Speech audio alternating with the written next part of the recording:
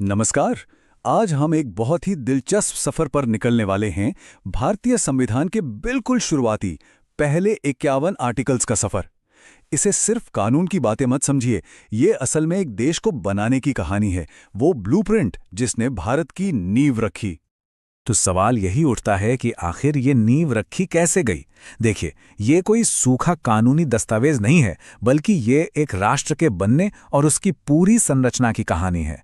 चलिए इसमें और गहराई से उतरते हैं। तो हमारी इस यात्रा का रोड मैप कुछ ऐसा रहेगा।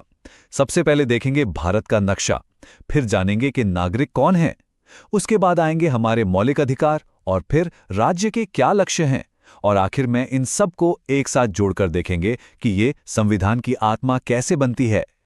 तो चलिए पहले हिस्से से शुरू करते हैं। आर्टिकल्स 1 से 4 जो इस देश का मतलब हमारे देश का फिजिकल ब्लूप्रिंट तैयार करते हैं। इसे समझने का सबसे आसान तरीका है भारत को एक बहुत बड़ा घर मान लेना। और कोई भी घर बनाने का पहला कदम क्या होता है? उसकी जमीन और उसकी बाउंड्रीज तय करना। संविधान का पार्ट 1 ठीक यही काम करता है। और देखिए, सबसे कमाल की बात क्या है, हमारे संविधान बनाने वालों ने इस पूरी प्रोसेस को कितना आसान रखा। आर्टिकल 1 वो तो घर का नाम बताता है, इंडिया दैट इज भारत। फिर आता है आर्टिकल 2 जो कहता है कि संसद चाहे तो नए कमरे मतलब नए राज्य जोड़ सकती है। आर्टिकल 3 घर के अंदर का नक्शा बदलने की इजाजत देता है, किसी राज्य का नाम बदलना हो या उसकी बाउंड्री। और आर्टिकल 4 तो ये साफ कर देता है कि इन सब बदलावों के लिए कोई बहुत बड़ा कॉन्स्टिट्यूशनल अमेंडमेंट नहीं चाहिए, एक सिंपल कानून से काम हो जाएगा। कितना प्रैक्टिकल है ना। ठीक है, तो घर का नक्शा तो तैयार हो गया। अब अगला सवाल क्या होगा? यही कि भाई इस घर में रहेगा कौन। तो चलिए देखते हैं कि आर्टिकल्स 5 से 11 इस बारे में क्या कहते हैं। बिल्कुल, यही वो सवाल था जो संविधान बनाने वालों के सामने भी था। एक बार भारत की सीमाएं तय हो गईं, तो यह तय करना बहुत जरूरी था कि इस राष्ट्रीय परिवार का सदस्य कौन होगा, मतलब यहां का नागरिक कौन कहलाएगा। संविधान बनते समय उस वक्त के हालात को देखते हुए नागरिकता के नियम बहुत साफ रखे गए थे। जो लोग भारत में रह रहे थे उन्हें नागरिक माना गया। जो बंटवारे के बाद पाकिस्तान से आए या जो पाकिस्तान जाकर वापस आ गए उनके लिए भी नियम थे। यहां तक कि विदेश में रह रहे भारतीय मूल के लोगों का भी ध्यान रखा गया। लेकिन एक बात बिल्कुल पक्की थी, कोई दोहरी नागरिकता नहीं। और सबसे बड़ी बात, भविष्य में नागरिकता पर कोई भी कानून बनाने का आखिरी अधिकार सिर्फ और सिर्फ संसद के पास होगा। चलिए अब आते हैं संविधान के उस हिस्से पर जिसे सच में इसका दिल कहा जाता है, हमारे मौलिक अधिकार। ये वो नियम हैं जिनके साथ कोई समझौता नहीं हो सकता। ये हर नागरिक का सुरक्षा कवच है। सोचिए, जैसे एक परिवार में कुछ नियम होते हैं ताकि हर कोई सुरक्षित और सम्मानित महसूस करे, ठीक वैसे ही हमारे मौलिक अधिकार देश के हर सदस्य को किसी भी तरह के अनफेयर ट्रीटमेंट से बचाने वाले घर के नियम हैं। ये असल में स्टेट की पावर पर एक लिमिट लगाते हैं। हमारा संविधान हमें मोटे तौर पर 6 तरह के मौलिक अधिकार देता है। और ये सिर्फ नियम नहीं है, ये वो 6 गारंटियां हैं जो हर नागरिक के सम्मान और विकास की नींव हैं। आइए एक एक कर इन्हें देखते हैं। तो ये हैं वो 6 अधिकार।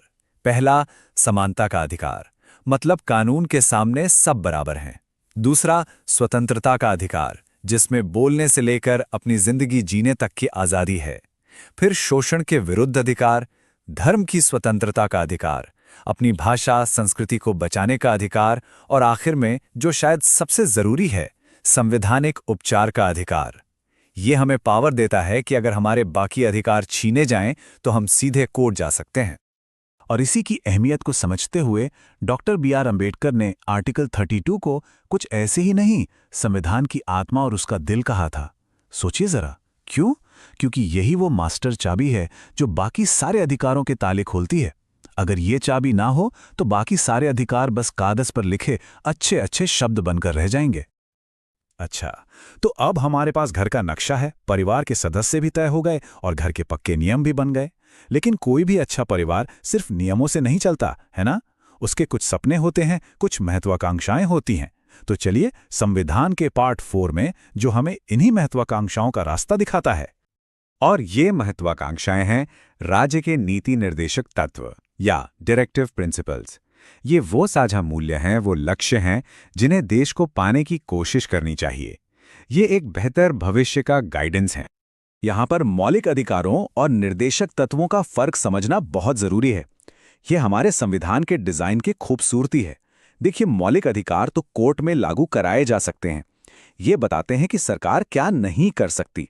दूसरी तरफ निर्देशक तत्व कोर्ट में लागू नहीं होते, लेकिन वो सरकार को एक रास्ता दिखाते हैं कि उसे क्या करना चाहिए। ये सरकार के लिए एक नैतिक कंपस की तरह काम करते हैं। और ये लक्ष्य क्या हैं? ये एक प्रगतिशील देश का सपना दिखाते हैं, जहां सामाजिक आर्थिक न्याय हो, जहां समान काम के लिए समान वेतन मिले, जहां पर्यावरण की रक्षा हो और भारत दुनिया में शांति को बढ़ावा दे। ये वो आदर्श हैं जिनकी तरफ देश को हमेशा बढ़ते रहना है।